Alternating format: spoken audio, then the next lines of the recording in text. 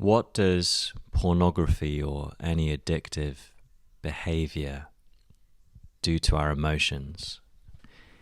Is the exploration today. As long as I can remember since adolescence, I've always found pornography, sexual content, sexual fantasies, sex itself to be very alluring.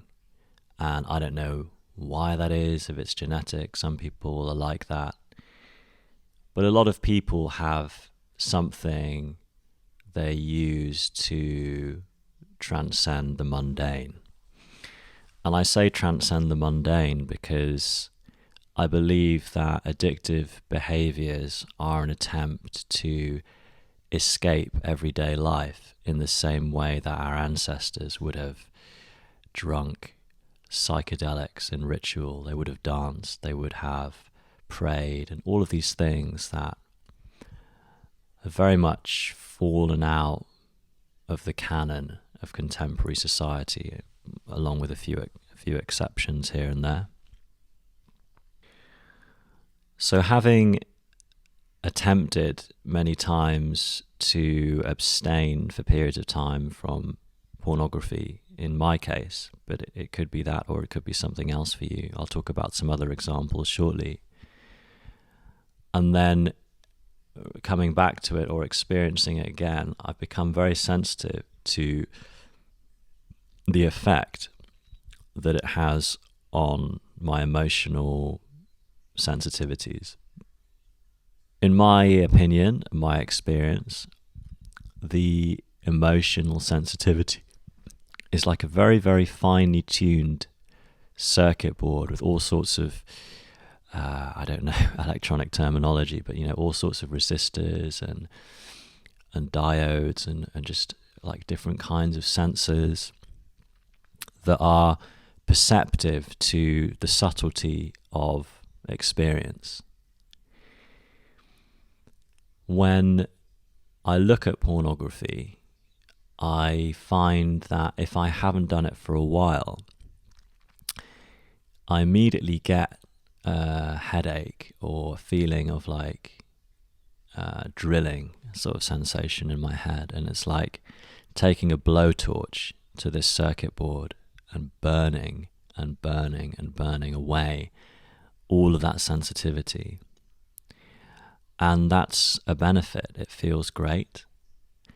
It feels great to move into what I think of as a vortex. It's a space outside of the worries of life. It's a space outside of time where it's just me and the dopamine, the feeling of being aroused or excited or just switching off from something. And it's not always something negative. It can be a positive feeling that I'm also trying to escape or to magnify. I don't have a particular moral point about pornography. I don't have a particular judgment of it or of its existence. People who use it, it would be hypocritical of me to do so.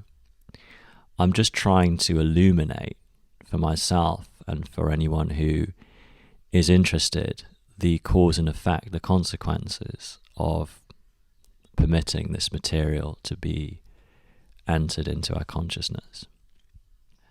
So it's not just pornography that this applies to, although it is a great example. I think it also applies to all sorts of digital content.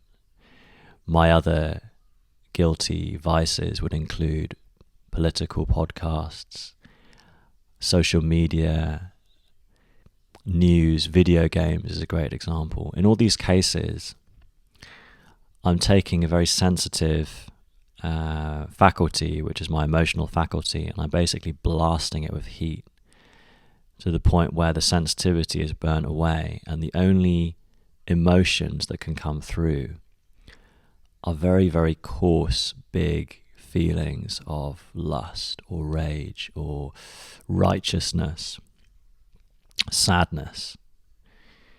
Anything that doesn't register below an 8 out of 10 isn't even felt. If you have a particular vice, usually people have something, whether it's food or drugs or all sorts of things. What I found is that giving up these things, even if it's for a period of time, shows us what it is that they're doing to us emotionally. This is about emotions. It's not about dopamine. It's not about habit. It's not about morality. It's about the ability to feel, subtle things, the ability to perceive subtlety in others and in the environment, perceive beauty in the environment. There's a lot more to say on this topic, but I'll leave it there. Thank you for your time.